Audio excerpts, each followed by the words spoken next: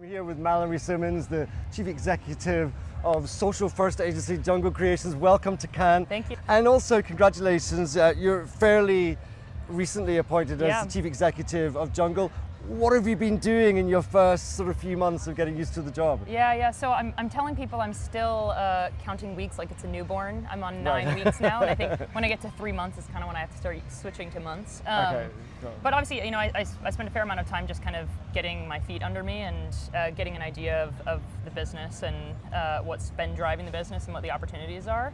I think we have a really, really exciting proposition, and I think the biggest opportunity for us, and the thing that I sort of saw immediately, was our sort of the opportunity to scale that presence in market, because I think our work and our client load sort of far exceeds our market presence.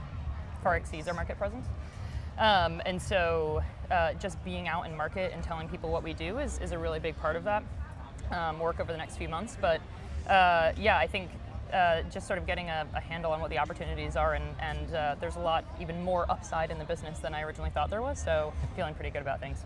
Great. And of course, in your first 90 days, you've been able to come out here to the Cannes Lions Festival, which of course is a huge magnet for all media industries, really. How's it going for you so far? What sort of conversations you've been having, and what sort of trends, if any, are you seeing emerge? Yeah, I'm kind of in and out in Cannes, so I came in yesterday and I'm leaving tomorrow night, and I really sort of stack the day beginning to end. That's a busy one. Yeah, it is. I think, you know, it's possible to spend a lot of time in Cannes and not really get all that much done. And so I really try to make sure that I'm meeting people that I don't usually meet in London, or I couldn't meet in London, or that I'm taking advantage of opportunities to be sort of marketing Jungle. So anything that's sort of PR forward, I do. So I'm doing quite a lot of that. I did a really fantastic panel this morning with AdVision, where we talked a lot about the sort of evolution of performance and tying business impact to what you're doing from a marketing perspective, which I can't believe it's still a conversation, but it is. And especially in social, it's really important and really sort of at the heart of what we do at Jungle. So had a few conversations like that. Of course, hearing quite a bit about AI. I mean, I think the only thing louder than the conversation around AI is the collective sigh that we're still talking about AI in the same way. But it obviously is such a big force in the industry, and I think the conversation is starting to shift more towards operational use of AI and interesting use cases of it within businesses, and a little bit away from the sort of philosophical conversation around whether or not, because that's kind of unavoidable at this point. So a little bit of everything. And creativity, of course, is a big thing. Yes.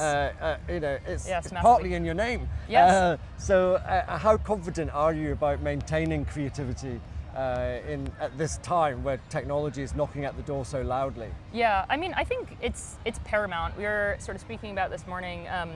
The creative quality is more important now than ever.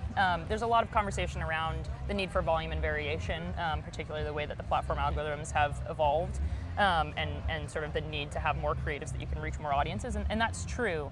But the quality of your creative and your ability to engage audiences is what allows you to scale those advertisements.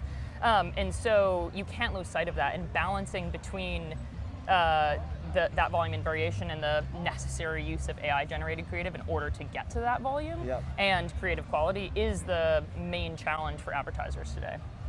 I can't let you go without asking a question. You're a social first agency. Last week in the UK, the government announced it was going to ban social media for under 16-year-olds. How is that likely to impact what you do as an agency? Yeah, I mean, I think theoretically it could have a pretty big impact on certain platforms, especially TikTok and Snapchat. And we do quite a bit of work on Snapchat as a social publisher.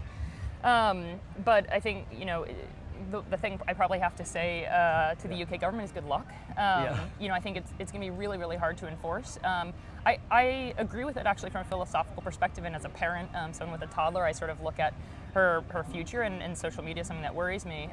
But sort of as an advertiser and a marketer, and just someone in the industry, I think it'll be really, really hard to regulate. And so, I don't think, we're not panicking. I think it's going to take a long time to figure that out. I mean, it's definitely a big statement, and not necessarily one that I disagree with.